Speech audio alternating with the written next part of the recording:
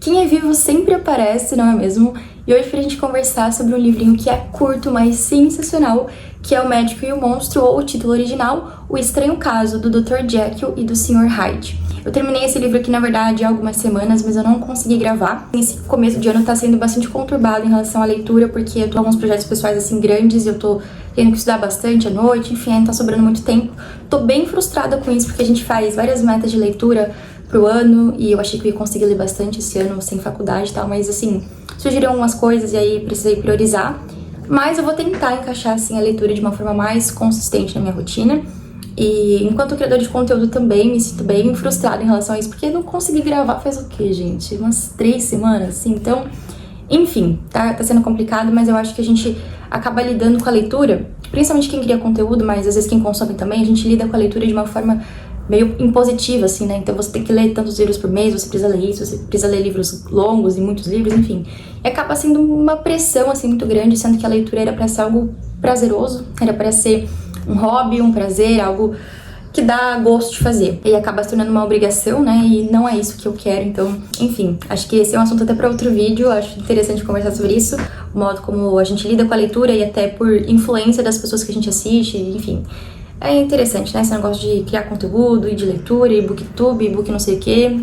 Complicado. Mas, enfim. Eu tô priorizando ler livros curtos também pra eu conseguir ler mais livros e gravar mais aqui pro canal também, né? Isso não acabou não acontecendo nesses últimos tempos aí, mas agora eu acho que eu vou conseguir engatar. Inclusive, já tô com a próxima leitura, assim, em vista, que será A Utopia, do Thomas More, também um livro bem curtinho, mas, assim, um clássico. Então, assim, tô priorizando ler livros mais curtos e tô terminando, gente, agora, de verdade, tô terminando Os Irmãos Karamazov. Semana que vem sai a resenha dele aqui no canal, são nos últimos capítulos, então vou terminar, vou me obrigar a terminar essa semana pra conseguir trazer aqui pra vocês também. Vou precisar reler alguns capítulos interessantes, porque eu comecei essa leitura há séculos atrás, tem muita coisa que eu vou precisar relembrar. Mas enfim, estamos aí progredindo com algumas leituras e tô com algumas leituras de não ficção também um pouquinho paradas, então, ai gente, olha, meu Deus do céu, tá tendo muita coisa. Mas enfim, vamos tirar um tempinho aí pra gente conversar sobre O Médico e o Monstro, que é um livro sensacional. Eu já falei pra vocês, assim, os critérios que eu tenho pra gostar de um livro e pra entender esse livro como um bom livro. Assim, o que é um bom livro na minha mera e não pedida opinião? Acho que eu falei sobre isso quando eu falei sobre os meus livros favoritos de 2024. Por quê? O que eu acho que tem que ter pra um livro ser bom? Primeiro, a história. Então, assim, pra mim, um enredo, a história de um livro precisa ser boa, tá? E aí eu trouxe como exemplo um dos meus livros favoritos da vida, que tem tudo a ver com O Médico e o Monstro. Na verdade, com certeza ele foi inspirado pelo Médico e o Monstro, porque esse livro aqui inspirou diversos livros e filmes e séries e desenhos até. Tem um episódio do Piu Piu inspirado no Médico e o Monstro. Então, pra vocês verem que é um livro que você tem que ter no seu repertório de mundo, senão você não vai entender nada. Nem um desenho animado, nem um filme hollywoodiano, nada você vai conseguir entender se você não tiver essa referência do Médico e o Monstro. Que é o livro O Retrato de Dorian Gray. Esse livro é um dos meus livros favoritos da vida. Eu li ele há muito tempo, quando eu tava começando a ler os clássicos, assim, acho que em 2021, mais ou menos. E eu preciso fazer uma releitura dele, eu quero reler, inclusive, nessa edição novamente e na edição, acho que da Pedra Azul, que é uma edição não censurada, porque esse livro, muitas edições dele são censuradas, eu quero ler uma edição não censurada. Então eu quero reler 2 vezes, né? A pessoa não tem tempo nem de ler um livro, ela quer ler o mesmo livro em 2 versões diferentes. Então aí. Então, esse livro pra mim, ele tem uma história muito instigante, muito intrigante. E é um outro livro que oferece também uma referência, um repertório cultural muito importante. O Retrato de Dorian Gray é extremamente conhecido também. E pra mim a história desse livro é fantástica. Então assim, o cara era jovem e aí ele fez meio lá que um pacto satânico. E aí ele passou a alma dele para o seu retrato. Então, tudo que ele fazia de ruim, de pecado, ia para esse retrato, de modo que o retrato envelhecia e fisicamente expressava os seus pecados e os seus defeitos morais, enquanto que ele aparentemente continuava jovem e perfeito. Só que não é só a história, porque o livro pode ter, assim, tudo pra ser bom e a linguagem ir lá e acabar com tudo. Então, assim, o modo como o livro é escrito precisa colaborar com a história. E pra mim, exatamente o que acontece com o Retrato de Dorian Gray. Eu gosto muito do modo como ele é escrito. É claro que eu li traduzido, né, mas assim, eu acho que tem uma linguagem profunda, eu acho que as reflexões, as falas, os diálogos, tudo é muito interessante e casa muito bem com a história. Eu lembro que eu fiquei muito impactada com esse livro. E aí vem o terceiro critério também, que é quanto um livro consegue me impactar, me transformar, me fazer ficar refletindo por meses, assim, depois de terminar o livro. o quanto aquele livro fala comigo depois da leitura, sabe? Quanto ele consegue realmente conversar comigo mesmo meses depois de ter terminado. O Retrato de Dorian Gray é um desses livros também. Porque às vezes o livro até é bom, tem uma história boa, é bem escrito, mas ele não te fala nada. E aí, esse terceiro critério é muito pessoal, é claro. Então, o livro pode me falar muita coisa e pra você pode não ter falado muito. Mas a leitura é uma experiência pessoal mesmo, então eu acho importante ter esse critério. Se esse livro te tocou, se esse livro realmente fez alguma diferença na sua vida, assim. Isso pra mim é muito importante pra favoritar um livro, digamos assim. Por isso que o Retrato de Dorian Gray é um dos meus livros favoritos da vida. Ele segue, pra mim, de uma forma perfeita esses 3 critérios. Eu pretendo reler esse ano, nessa edição aqui, na edição não censurada também, pra trazer uma resenha bem completa aqui pra vocês também. E por que eu falei tudo isso, né? Porque O Médico e o Monstro é um livro inspiração para o Retrato de Dorian Gray. Esse livro aqui foi publicado em 1886 e o Retrato de Dorian Gray acho que em 1890, assim, poucos anos depois.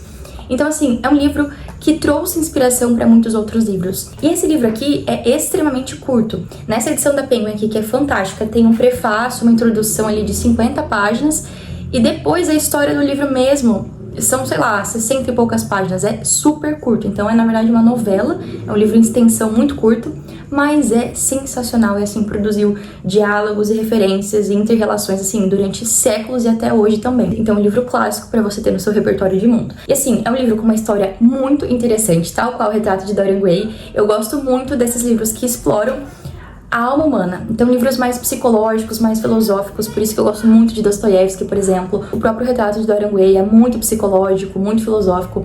Então, esses livros que, de certa forma, vão retratar a alma humana, a questão do bem e do mal, das virtudes e dos vícios, eu acho esses livros muito, muito interessantes, eu gosto muito. Inclusive, se você tiver alguma indicação de livro nesse sentido, eu vou adorar ler e fazer resenha aqui, porque é o tipo de livro que eu mais gosto.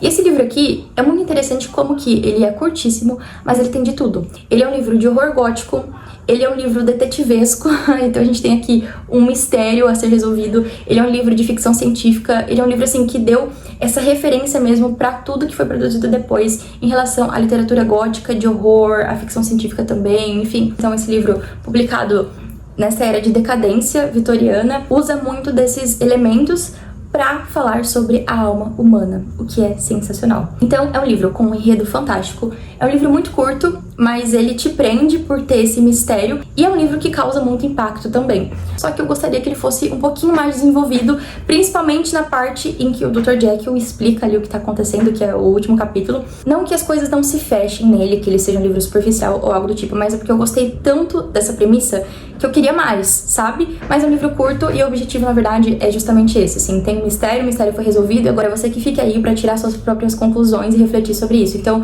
eu acho que eu não tava preparada pra isso, porque o Retrato de Dorian Gray, por exemplo, traz muita reflexão, os personagens conversando, e você reflete muito, porque aqui há uma reflexão grande sobre o assunto. Em O Médico e o Monstro, você tem ali uma explicação breve para o que tá acontecendo, e é isso, e agora você que pense sobre tudo isso que foi dito aqui, entendeu? Então não tem essa profundidade nesse sentido, é você que tem que refletir e tirar suas próprias conclusões, o que é fantástico também. Mas eu não tava preparada, porque aí acabou, eu fiquei, tá, é isso, gente, agora? Sabe, a gente precisa conversar sobre isso aqui, como assim? Acabou? Então, enfim, é um livro que não dá pra fazer vídeo sem dar spoiler também, porque é um livro extremamente curto, e a reflexão e o principal do livro tá exatamente na resolução desse mistério, todas as possíveis conclusões que a gente tira no final dessa história. Então agora, feita essa longa introdução, a gente vai conversar um pouquinho sobre a história desse livro. Bom, eu já fui pra leitura sabendo de tudo que aconteceu, eu não sei exatamente por quê. Eu acho que esse livro, ele tá tão fixado no imaginário coletivo que as pessoas, mesmo sem ler o livro, já conhecem a história. Eu não sei, existem livros que são desse tipo e esse livro pra mim era dessa forma. Eu já sabia a história. Eu não sei por quê. Sério, eu não lembro onde eu vi, mas eu vi em algum lugar, talvez em algum outro vídeo de uma pessoa falando. Então assim, eu já conhecia a história, já sabia o que ia acontecer. Eu acho que isso influenciou muito minha experiência com o livro, porque você já vai querendo ver, tá, por que isso aconteceu, qual que é a explicação pra isso. E quando você vai no livro puro, assim, sem saber a história, e você vai descobrindo ao longo do tempo, eu acho que isso causa muito impacto no final da leitura. E se você não tiver, sei lá, experienciado outras leituras de mistério, meio detetivescas assim, talvez você não descubra qual é o mistério, mas eu sempre achei muito óbvio. Então não sei, me conta aí, se você leu esse livro sem saber qual era a história, chegou ali na página 30, você já tava sabendo o que que era, ou chegou no final, você ficou surpreendido, porque eu acho, assim, não sei, lendo o livro eu fui, cara, como que vocês não conseguiam perceber o que tava acontecendo? Então, É claro, né, porque eu já sabia, é fácil falar, né, mas eu tava lendo e falava, gente, como é que vocês não estão percebendo o que tá acontecendo? É tão óbvio, tá tão na cara. Mas é claro que não tá, né, afinal de contas, tem um elemento de ficção científica, então não fica muito óbvio, né, não é algo possível de se acontecer. Então eu tive essa experiência, assim, um pouco diferente, porque eu já sabia do final da história. Então, se você não sabia, me conta se o mistério realmente é um mistério ou se é de fato muito óbvio, porque eu tenho essa impressão de que é óbvio. Mas enfim, eu acho que saber ou não é o foco, porque a questão não é o mistério em si, mas a reflexão por trás do que acontece. Então, a gente vai falar um pouquinho sobre isso aqui. Então, teremos uma resenha com spoilers. Não dá pra falar sobre o livro sem dar spoilers, tá bom? Então, se você não leu ainda, se você gosta muito de livros de mistério e preza muito por descobrir o que acontece no final do livro, você vai pausar esse vídeo, vai comprar esse livro, vai ler e vai voltar aqui pra gente conversar sobre o livro, tá? Bom, então vamos lá. Basicamente, qual que é o enredo desse livro? A gente tem um médico muito bem sucedido, que é o Dr. Jekyll, ali em uma Londres do século XIX. Então, é uma pessoa que salva outras pessoas, uma pessoa fina, abastada, faz ali os seus jantares para os seus amigos, uma pessoa bem reconhecida socialmente. E nós temos o amigo desse Dr. Jekyll, que é o advogado Utterson. Então ele é um amigo e também é o advogado dele, cuida ali das questões de testamento dele, e eles também eventualmente se encontram para conversar nesses jantares, enfim. Só que existe uma outra figura nessa história muito importante, que é o monstro, que é o Sr. Hyde. E esse Sr. Hyde acaba aí fazendo umas atrocidades, então ele esbarra uma criança e pisoteia ela, ele mata um parlamentar. Só que o Dr. Jekyll e o Sr. Hyde têm uma relação, porque o Sr. Hyde tá no testamento do Jekyll, então ele diz, olha, se eu morrer ou se eu desaparecer misteriosamente, o Sr. Hyde vai ficar com tudo que eu tenho. Daí o Utterson começa a achar aquilo esquisito. Peraí, por que ele tá se envolvendo com esse cara de moral duvidosa, entendeu? Qual que é a relação que o Dr. Jekyll pode ter com esse homem? Porque aqui a gente tem uma dualidade em relação às aparências. Então, enquanto o Dr. Jekyll é esse cara bonito, alto, vistoso, esse Sr. Hyde é um monstro. Então as pessoas nem veem o rosto dele direito, ele é baixo, encurvado, esquisito. Tem uma aparência que eles falam que é uma aparência literalmente satânica. Então, as pessoas não conseguem nem dizer o que há de errado com a aparência dele. Ele só é muito esquisito. Como que eles podem ter alguma relação? Então, é esse o mistério que o Sr. Utterson vai tentar desvendar ao longo da obra inteira. Qual que é a relação que esses dois têm? E o que é mais interessante é que, como o Retrato de Dorian Gray também, esses dois livros falam muito sobre a questão das aparências. Estamos falando de uma era vitoriana, onde as aparências importavam muito. Então, essa questão da hipocrisia, de você mostrar uma coisa, você ser outras escondidas, tudo isso é, de certa forma, retratado nesses livros dessa era de decadência da sociedade vitoriana, pós-era romântica, assim. Então, é muito interessante como essa questão da aparência é um tema constantemente retratado aqui, até porque o Sr. Utterson quer prezar pelo bom nome do Dr. Jekyll. Então ele não pode estar envolvido com esse homem. E por que ele tá, entendeu? E o que ele pensa é que de alguma forma o Sr. Hyde conhece o passado do Dr. Jekyll, sabe que ele esconde ali alguns segredos, algumas coisas talvez meio obscuras, e esteja ameaçando ele. Então, essa hipótese que ele desenvolve ao longo de toda a obra, nós estamos correndo atrás de descobrir, então, qual que é o segredo, afinal de contas, do Dr. Jekyll. Porque aí ele para de aparecer, ele começa a ficar enclausurado em casa, e aí o Sr. Hyde entra quando ele quer, ele tem a chave ali. Então, assim, o que tá acontecendo entre esses dois? E aí que nós chegamos, é claro, ao final da história. Então, agora a gente vai falar com spoilers sobre o desfecho dessa obra.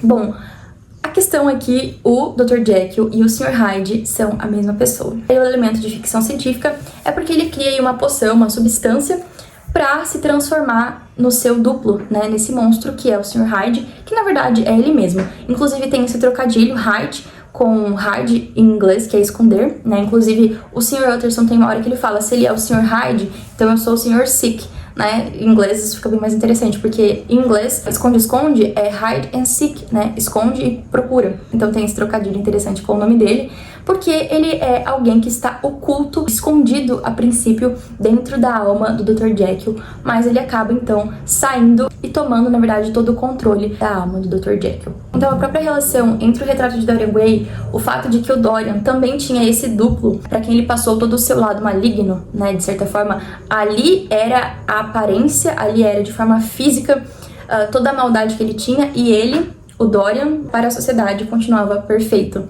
Da mesma forma que o Dr. Jekyll conseguiu separar a sua alma. Então ele, aparentemente, para as pessoas, era uma ótima pessoa, mas em outra pessoa, em uma vida secreta, sem sofrer esse julgamento moral, ele podia fazer aquilo que ele quisesse. Então ele mesmo vai confessar por que ele cria essa poção, por que ele se transforma no Sr. Hyde, por que ele faz tudo isso. Inclusive, tem aquele filme A Substância, que é um novo filme que lançou, que eu não assisti ainda, mas quero muito assistir, que também com certeza foi inspirado tanto no retrato de Dorian Gray quanto no Médico e o Monstro, e tem essa questão aí da substância, de você tomar alguma coisa e se transformar em outra pessoa. Então vocês estão vendo, né, que é referência de mundo ter lido esses dois livros aqui.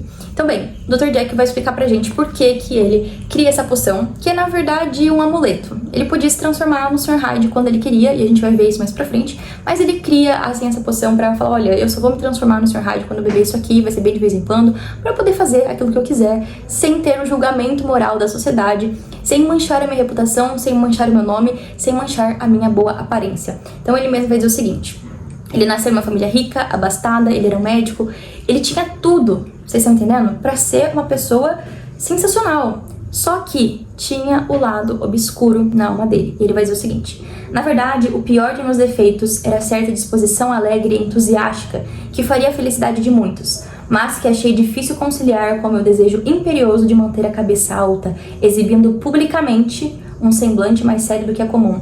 Então ele tinha esse desejo de publicamente parecer mais sério, de publicamente, a questão das aparências, de mostrar aquilo que ele não era. Daí resultou que escondi meus prazeres, e quando anos depois fui capaz de refletir e comecei a olhar em volta para medir meu progresso e minha posição no mundo, já estava comprometido com uma profunda duplicidade. Então ele começou a esconder os prazeres. E aí tem uma análise psicanalítica aqui do negócio, né? Inclusive foi no século XIX também que Freud começou ali os seus estudos, e muitos livros são analisados à luz da psicanálise, justamente porque foi Freud quem falou sobre os desejos reprimidos e sobre o subconsciente, o inconsciente, enfim, aquilo que nós, de certa forma, não temos acesso em nossa alma, mas que nós temos e que muitas vezes escondemos. Então esse livro com certeza pode ser analisado por esse viés psicanalítico, que é também muito interessante. Embora, claro, né, haja aí algumas discordâncias em relação a Freud, toda a sua teoria, algumas coisas são interessantes de se analisar, especialmente nesse caso aqui. Então ele diz o seguinte: muitos homens teriam se vangloriado dos pecadilhos que cometi, mas da posição elevada em que me pusera, contemplei-os e os escondi com um senso quase mórbido de vergonha. Desse modo foi a natureza exigente de minhas aspirações, mais do que qualquer degradação peculiar de caráter, que fez de mim o que sou. E que, cavando uma vala mais profunda do que na maioria dos homens, separou dentro de mim as províncias do bem e do mal, que caracterizam a condição dual do ser humano. Em consequência, fui levado a meditar profunda, inveteradamente, sobre essa dura lei da vida que se encontra na raiz da religião e constitui uma das mais abundantes fontes de angústia.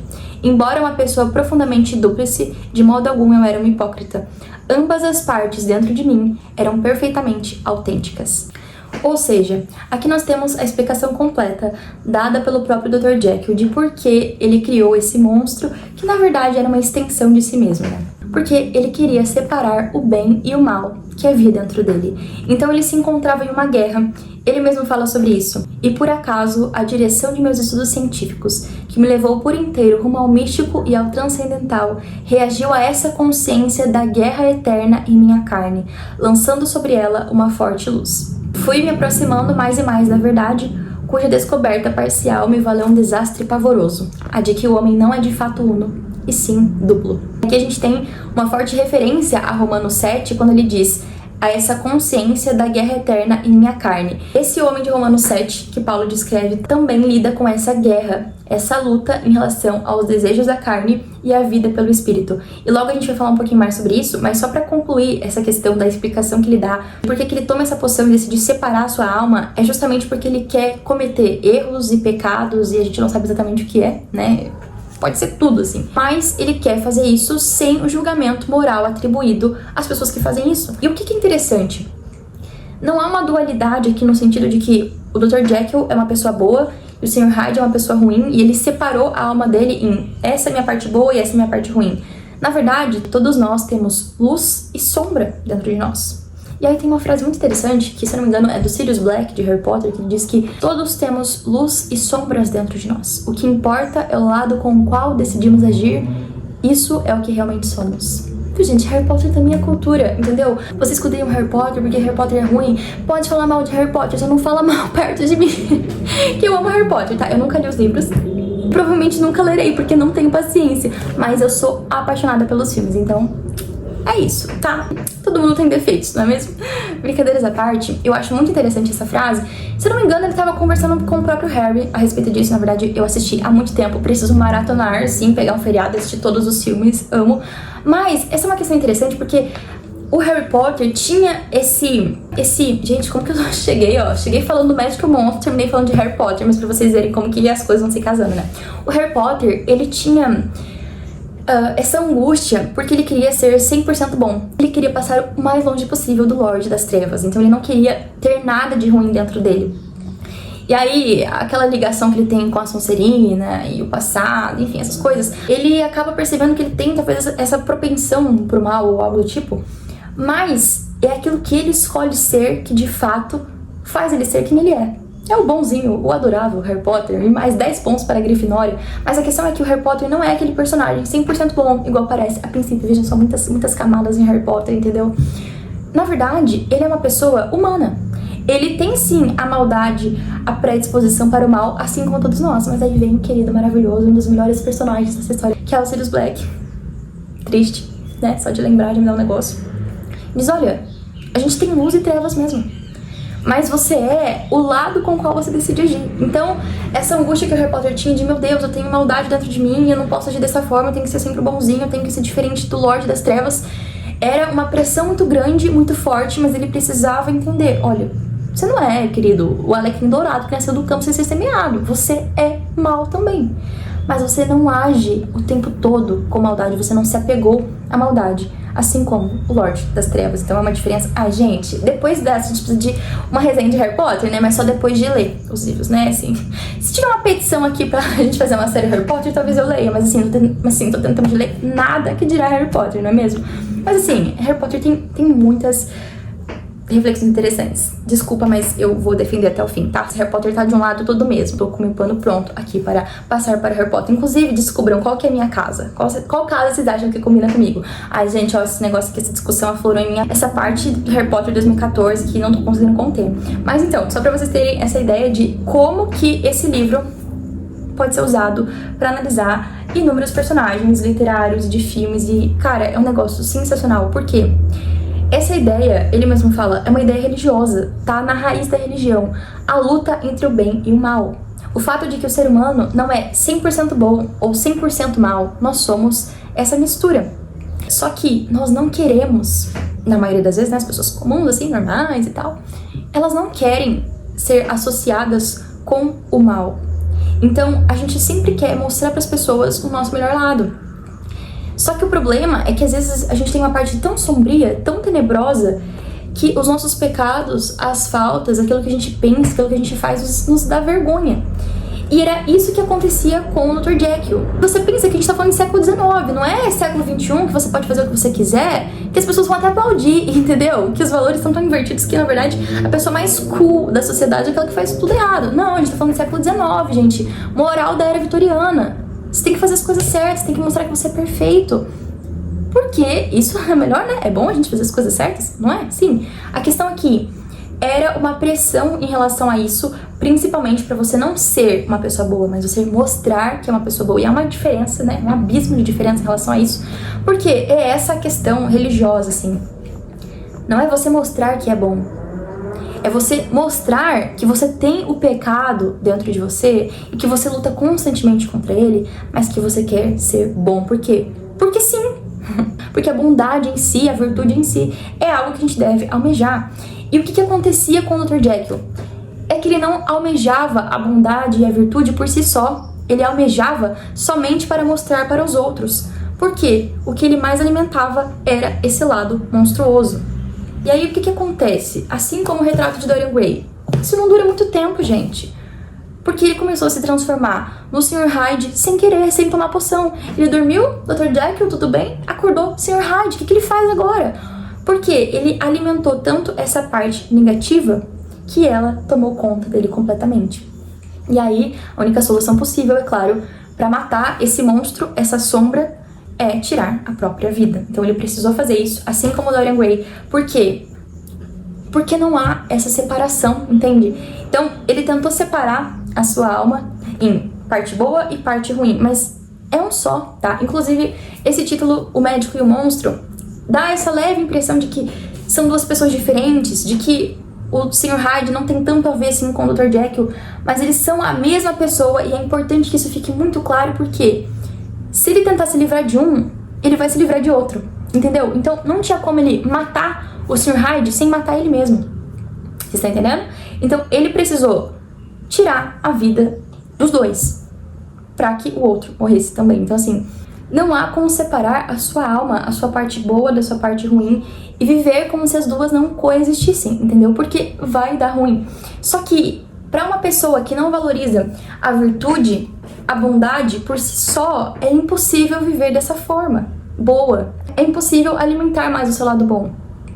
Porque inevitavelmente você vai querer cometer as coisas mais terríveis. Essa é a nossa natureza caída, afinal de contas. E aí a gente volta novamente no Homem de Romano 7, que é aquela referência que ele estabelece entre a guerra que há em sua carne. Inclusive, essa parte está na própria introdução do livro. Ah, e um adendo muito importante: não leiam a introdução, nada antes de ler o livro. Na verdade, essa é uma dica assim para qualquer leitura, mas aqui principalmente porque há spoiler, há interpretação. Mas eu acho que, embora esses textos aqui sejam muito bons, a gente sempre deve ir para uma leitura o mais pura possível de críticas, assim, né? Porque isso vai influenciar a sua visão sobre o livro e a sua experiência, enfim. E em grande parte das vezes também você nem vai concordar com alguma crítica e vai ter uma crítica enviesada. Então, a melhor coisa é você ir limpo para sua leitura, tirar suas próprias conclusões, fazer suas reflexões e depois você lê a introdução. Essa introdução aqui é muito boa, o prefácio também, com certeza vai contribuir muito para sua reflexão, mas é uma dica para qualquer leitura. Sempre leia esses prefácios, introduções e críticas no final, para você não ter a sua interpretação, a sua leitura enviesada de alguma forma, tá? Então aqui eu vou ler rapidinho pra vocês esses versículos de Romanos 7, que fala sobre essa luta entre o bem e o mal. Paulo tá falando, na verdade, aqui sobre a relação entre a lei e o pecado, né? Então a lei fala, olha, não cobice, mas eu cobiço e agora, entendeu? Eu tô lascado. E aí eu vou ler só alguns versículos aqui, a partir do versículo 14 de Romanos 7, só pra vocês verem essa relação. Gente, ó, a gente falou de Harry Potter, a gente tá dando romance, tem um negócio aqui, por isso que eu falei, gente, se tu não lê isso aqui, você não vai ter nada de referência no mundo. A gente precisa ler os clássicos para entender a vida, não é mesmo? Então Paulo vai dizer o seguinte, ó: porque sabemos que a lei é espiritual, certo? A lei tá falando a lei de Deus. Mas eu sou limitado pela carne, vendido como escravo do pecado. Exatamente o que aconteceu com o Dr. Jekyll. Ele se via pecando constantemente, que ele chamava de pecadilhos. Quais são esses pecadilhos, não é mesmo? A gente não sabe. Ah, sei lá, né? Ter várias mulheres, ter homens, ter, não sei, mentir, roubar, querer agredir as pessoas, enfim. Então ele diz que é vendido como escravo do pecado. Exatamente o que aconteceu com o Dr. Jekyll. O Dr. Jekyll não queria parar de pecar, ele não queria parar de cometer aquelas atrocidades. Por isso que ele precisou separar a sua alma para poder cometer meio que em paz, entendeu? Sem o julgamento das pessoas, para continuar sendo uma pessoa bem vista, mas com essa vida secreta, essa questão de vida dupla constante nesses livros aí, final do século XIX, tá? Então, Paulo, simplesmente o maior apóstolo da história da humanidade, dizendo que era limitado pela carne, vendido como escravo do pecado. Daí ele mesmo diz o seguinte: eu não entendo o que faço, pois não pratico o que quero, e sim o que odeio. E se faço o que não quero, eu concordo com a lei que é boa. Ou seja, eu tô fazendo esse negócio aqui, é ruim, eu não quero fazer. E se eu faço isso e eu não quero fazer isso, eu tô dizendo, olha, realmente isso aqui não é bom fazer. Ou seja, a lei de Deus é boa, porque ela disse pra não fazer. Agora, porém, não sou mais eu quem faz isso, mas o pecado que habita em mim. Porque eu sei que em mim, isto é, na minha carne, não habita bem algum. Pois o querer o bem está em mim, mas não realizá-lo. Gente, vocês estão entendendo? Eu quero fazer o bem, mas, gente, entre querer e fazer, né, tem uma distância aí considerável. Aí ele continua: pois não faço o bem que quero, mas o mal que não quero. Portanto, se faço o que não quero, já não sou eu quem faz, mas o pecado que habita em mim. Então vocês estão vendo que ele tá falando de uma guerra. Olha, eu quero fazer o bem, mas o bem que eu quero fazer eu não faço, e o mal que eu não quero é se eu faço. O que tá acontecendo? Entendeu? Exatamente o que o Dr. Jekyll falou aqui pra gente. Reagiu a essa consciência da guerra eterna em minha carne. Ou seja, ele vivia essa guerra. Peraí, tem um mal aqui que eu quero fazer. E agora? Faço? Não faço? Eu vou fazer, mas as pessoas não vão saber o que eu tô fazendo. É aí que tá o negócio.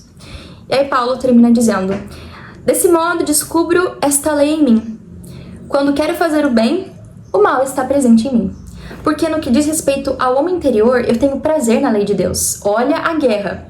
Mas vejo nos membros do meu corpo outra lei guerreando contra a lei da minha mente, me fazendo escravo da lei do pecado, que está nos membros do meu corpo. Então aqui parece meio difícil de entender, mas assim, ó, na minha mente, eu tô aqui servindo a Deus, ó. Eu amo, eu quero fazer isso, eu quero fazer o bem. Mas o meu corpo, gente, a carne quer o mal. Gente, é esse o dilema do Dr. Jekyll. É o homem de Romanos 7. Ele é o homem de Romanos 7. Assim como eu e você, tá? A gente não tá isento disso, não. Se nem Paulo tava, né? E dirá nós. Nem Paulo, nem Harry Potter, nem ninguém. Todos estamos nessa luta entre o bem e o mal que há dentro de nós. E aí ele diz o seguinte: desgraçado homem que sou. Essa é a conclusão dele. Olha, eu quero fazer o bem. E aí, com a minha mente, eu tô aqui fazendo bem, servindo a Deus. Mas a minha carne, os meus impulsos são malignos. Eu quero fazer o mal. E eu faço mesmo, entendeu? Eu quero fazer o bem, esse bem eu não faço. E o mal, esse que eu não quero, eu cometo.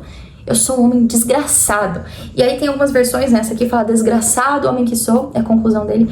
Outros falam miserável homem que sou. Aí ele pergunta: quem me livrará do corpo desta morte? A conclusão dele não é triste, não é depressiva, não é melancólica, como foi o desfecho do Médico e o Monstro, como foi o desfecho do Retrato de Dorian Gray. A conclusão dele é o seguinte: graças a Deus por Jesus Cristo nosso Senhor. Desse modo, com a mente eu mesmo sirvo a lei de Deus, mas com a carne a lei do pecado. Portanto, agora já não há condenação alguma para os que estão em Cristo Jesus. Ou seja, a conclusão de Paulo é muito diferente da conclusão que teve o Dr. Jekyll, que teve o Dorian Gray, porque, vejam, né, agora vamos entrar num viés um pouquinho religioso, sim, mas só para vocês terem a noção de que essa é, na verdade, claro, uma discussão religiosa também, e psicanalítica, e filosófica, e psicológica, enfim, são muitas formas de se analisar essas obras aqui, mas o que aconteceu com o Dr. Jekyll? Olha, vou tentar separar minha alma aqui, tá? Então a parte boa todo mundo vai ver, a parte ruim eu vou lançar em um outro ser, e aí ninguém vai saber que sou eu fazendo. Só que era a mesma pessoa. Isso a gente nunca pode esquecer para todas as interpretações possíveis, porque eles eram a mesma pessoa, ou seja, não tem como dividir a sua alma. Não tem como levar uma vida dupla, não tem como em casa ser tenebroso e fora de casa ser bonzinho. Isso não se sustenta por muito tempo. Tem muitas explicações até psicológicas pra isso, né? A questão da dissonância cognitiva. Então você faz um negócio e aí você fala outro, ou você faz uma coisa, mas você acredita em outra. Então isso não se sustenta por muito tempo. Pensa que essa angústia que teve o Harry Potter, que teve Paulo, é a angústia do Dr. Jekyll. E isso é terrível, porque é a nossa angústia também. E assim, às vezes a gente lê pensando, nossa, mas que coisa horrível, não sei o quê. Só que, gente, nós somos iguais a ele. E se você nunca sentiu essa angústia, você tá vivendo errado. Porque a gente é nesse nível aqui, é um negócio tenebroso. E a gente vive essa luta e de tentar ser bom, e fazer as coisas certas conforme tem que fazer. Só que a gente vai, vez ou outra, se deparar com pecados, com coisas terríveis, com sentimentos ruins, com coisas que a gente esconde. E assim, o que é interessante é que grande parte das pessoas, tanto em meio cristão como em meio não cristão, em meio cristão eu acho que isso acontece mais porque há de certa forma esse julgamento moral maior atrelado à própria pessoa e à sociedade, no sentido de levar uma vida dupla, né? Então a pessoa fora é uma coisa e dentro ela é outra, ela tem mais vidas secretas assim, né? Porque ela não quer que as pessoas vejam ela fazendo alguma coisa que é ruim, enfim. E pessoas que não têm essa questão moral, religiosa, geralmente fazem e às vezes não se importam muito, né, de mostrar, enfim. Então, eu acho que as pessoas que de fato vivem essa guerra, essa luta de Romanos 7, e do Dr. Jekyll e do Harry Potter, são pessoas que de fato, às vezes, vivem essa vida dúplice, né? No sentido de ser uma coisa externamente e na sua vida secreta, no seu íntimo, na parte que ninguém vê, ter uma vida diferente. Só que, como aconteceu com Dr. Jekyll, com Dorian Gray, isso não dura, não é sustentável. A gente precisa escolher um lado e lutar. É uma guerra, é eterna. Sim, até o Senhor Jesus Cristo voltar, seremos dessa forma, tá? Então, a questão principal não é que você não tenha essa luta, mas que você não desista da guerra, entendeu? Por quê? nós temos alguém que venceu por nós. Até pra fazer aí um artigo científico comparando o homem de Romano 7 com o próprio Dr. Jekyll, e essa conclusão muito diferente, assim, que o aspecto religioso, de certa forma, coloca, que há uma salvação, entende? Há uma esperança. Houve alguém que já morreu para que você não tivesse que ter esse desfecho aqui. Houve alguém que já pagou todo esse preço pela maldade para que agora você possa ter vida. Então, sem uma esperança, é de fato desesperador, angustiante, terrível, depressivo, melancólico, como foi com o Dr. Jekyll. Com a esperança, nós somos desgraçados? Somos, mas nem tanto. Nós temos uma salvação. Então, esse elemento faz toda a diferença. E aí que tá também a discordância principal entre C.S. Lewis e o Freud, né? Por isso que eu falei que tem essa pegada psicanalítica, assim, né? Os estudos estavam em voga aí nessa época e muitos livros são analisados a partir desse viés, mas as coisas não são só desejos reprimidos e sombras interiores. Há esse aspecto transcendente que tem que ser levado em conta, né? E é o que Freud e tantos outros escritores e cientistas, filósofos, enfim, acabaram deixando de lado, mas é um aspecto muito importante da nossa alma e também da nossa luta. O aspecto transcendental, religioso, cristão, moral, enfim, como você queira chamar, tem sim muita importância nessa luta entre o bem e o mal que há em cada um de nós. Então, pra mim, o que é mais, assim, triste, desesperador e angustiante é que o Dr. Jekyll não tinha alguém pra avisar, falar, querido, calma, a vida é assim, nós somos assim, mas existe uma esperança pra isso, sabe? Você não precisa se afundar no mal, existe uma outra solução. E aí é o que dá, assim, o desespero de ler essa obra, a gente fica angustiado, porque não tinha um ser humano pra avisar o Dr. Jekyll e falar, calma, né? Até um negócio assim, porque o Sr. Utterson tava o tempo todo tentando entender o que estava acontecendo, querendo ajudar esse homem. E o que é interessante é que esse Sr. Utterson, no começo, ele é descrito como uma pessoa não muito agradável, assim, sabe? Aquela pessoa meio, sei lá, picolé de chuchu, assim, não tem aquela aparência toda vigorosa e tal, como o Dr. Jekyll, mas era uma pessoa muito boa, tentando ajudar um amigo. Então, mais uma vez, esse contraste entre as aparências, né? Alguém aparentando ser muito bom e sendo, na verdade, um monstro, e uma outra pessoa com uma aparência, com um jeito não tão agradável assim, mas o tempo todo tentando ajudar um amigo. As aparências não são o que mais importam, e sim aquilo que nós somos de fato, que é a nossa escolha. Então, enfim, é um livro, assim como o Retrato de Dorian Gray, né? Tem as mesmas questões, a vida de aparências e se projetar em uma outra pessoa para conseguir viver bem com as suas sombras, né? Com seus pecados, para conseguir fazer aquilo que quer. Só que, qual que é o problema desses dois livros, né? A questão que, por que os dois acabam tendo o mesmo destino, o mesmo desfecho, é justamente por não ter essa consciência de que é impossível separar essas duas naturezas. Nós precisamos conviver com a maldade que há dentro de nós, sabendo que um dia ela terá um fim e sabendo que há uma esperança para isso, sabendo que a luta é constante, mas a guerra já está vencida. Porque se a gente não souber disso, de fato, aí o que acontece? Senão a gente acaba em quê? Niilismo. Quer dizer, não existe mal, na verdade. Vamos fazer o que tem que fazer, o que eu quero fazer, porque de onde vem o bem e o mal, e a gente volta sempre às questões, às mesmas questões, Irmãos Karamazov, Memórias do Subsolo, Crime e Castigo também, né, vai retratar essa questão. Aqui ainda há essa luta entre bem e mal, uma pessoa que sabe que existe o bem, que existe o mal, e que escolhe esse mal. Mas, em alguns casos, as pessoas vão negar essa existência do mal, porque de onde vem o mal, de onde vem o bem, enfim, no fim das contas a gente pode fazer o que quiser. Aí surge Memórias do Subsolo, de Irmãos Karamazov, livros que falam exatamente sobre essa questão. E aí a gente tem também sempre discussões sobre C.S. Lewis, porque essa questão do bem e do mal é uma questão muito importante para entender a natureza humana e pra gente viver, entendeu? Então, se você não entende de onde vem o bem, de onde vem o mal, por que eu não posso fazer aquilo que é mal, afinal de contas? Entende? A gente vai se voltar ou para as questões da fé ou para o niilismo completo. E aí o niilismo tem muitos problemas, né? E a gente vai falar bastante sobre isso com os Irmãos Karamazov, mas eu já falei um pouco também em Memórias do Subsolo, porque existem essas duas formas de lidar com o mal, né? Eu sei que é mal e eu faço mesmo assim, como é o caso do Dr. Jekyll, ou eu nem sei mais que é mal. Na verdade, não existe mal, né? Porque o que é mal, de onde vem o mal, de onde vem o bem, enfim, são questões que vão desaguar, então, no que é conhecido como niilismo, de fato. Então, nada faz sentido e a gente vai fazer isso aqui mesmo, porque não existe mais moral, né? Aspectos metafísicos, transcendentes, e a vida é isso.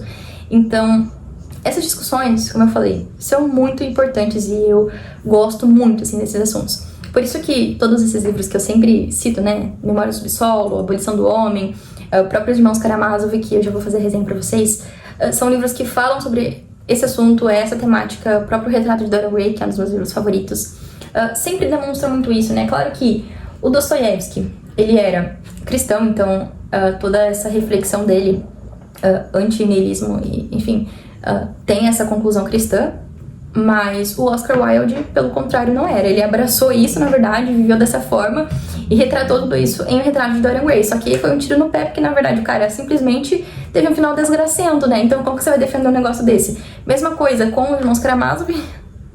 Quem acreditou nesse negócio todo de niilismo também teve final desgracento. Mesma coisa com Crime e Castigo, Memória do Subsolo. Então assim, não há outra conclusão, né? A gente precisa dessa esperança, senão essa guerra já está perdida, como foi que aconteceu, infelizmente, com o Dr. Jekyll.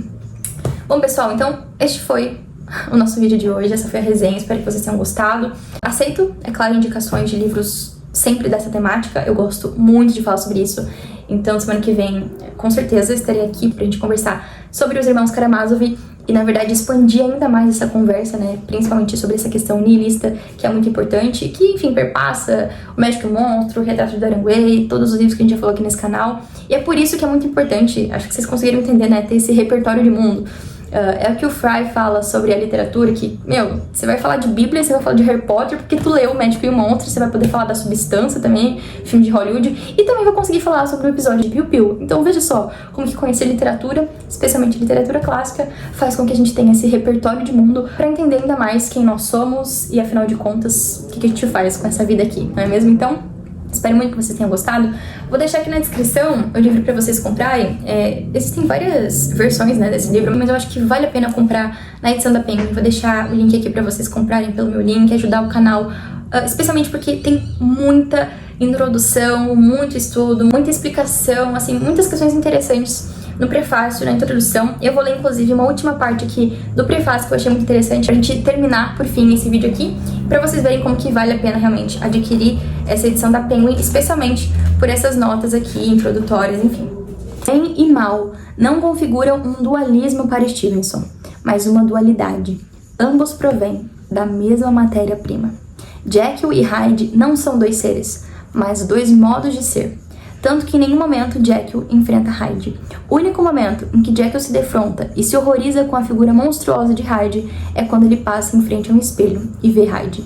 Porém não é Hyde, o outro, que ele vê no espelho, mas sua própria imagem sob a forma de Hyde. Naquele momento, ele é o outro. Jekyll é Hyde.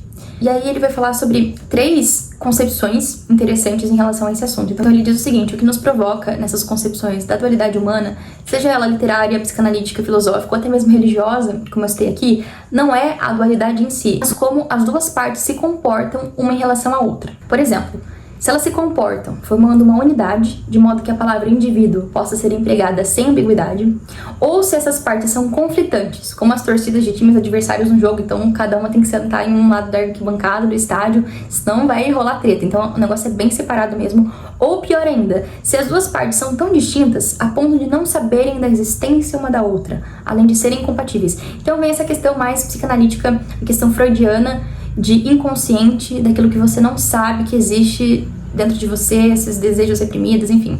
Então ele diz que essa terceira possibilidade é que corresponde à concepção freudiana, que nos leva a perguntar se somos realmente indivíduos, se somos unos ou duplos, cuja singularidade é apenas uma ilusão. Então ele faz a pergunta: o Dr. Jekyll e o Sr. Hyde são 2 ou 1? Esse questionamento a gente já respondeu aqui, de que na verdade o Dr. Jekyll e o Sr. Hyde são uma pessoa, e isso é muito importante da gente não esquecer, porque existem sim 2 lados em todo ser humano, mas o mais importante é como nós lidamos com esse lado. Exatamente o fim trágico que tem o Médico e o Monstro, justamente por não conseguir lidar com essa maldade, com esse lado ruim, com essa sombra, com esse monstro que na verdade existe em cada um de nós. Então vale muitíssimo a pena a leitura. Deixa aqui nos comentários se você já leu, o que você achou desse livro, e comenta aqui, vamos conversar sobre isso, porque é um assunto que eu sou fissurada, apaixonada, obcecada, na verdade, né? Sempre que eu leio esses livros, eu nunca mais paro de falar sobre eles, né? Igual Memória do Subsolo, e aí a gente vai começar a falar mais também sobre os Irmãos Karamazov, e o próprio Retrato de Dorian Gray, assim que eu reler, E agora O Médico e o Monstro, a gente nunca mais vai parar de falar sobre esses livros, porque, novamente, um critério para um livro ser muito, muito, muito bom é como ele consegue gerar discussões, assim, eternas e nunca mais sair da nossa mente, não é mesmo? A gente fica pensando sobre isso aqui em todos os momentos da nossa vida, né? O que você faz quando você tá tomando seu café da manhã? Eu fico pensando, gente, e o Médico e o Monstro, entendeu? Porque o negócio é simplesmente sensacional. Então, se vocês gostaram, se vocês não leram ainda e assistiram essa resenha, compre o livro aqui na descrição, você vai adorar. E é um livro espetacular também pra começar a ler os clássicos, é minúsculo, na verdade, isso aqui não é o livro é muito menor do que isso aqui. E, gente, como eu falei, pra você entender um filme de Hollywood, um episódio do Piu Piu, você precisa ter essa referência literária. Então, eu espero muito que vocês tenham gostado, e viva a literatura, e viva o Stevenson!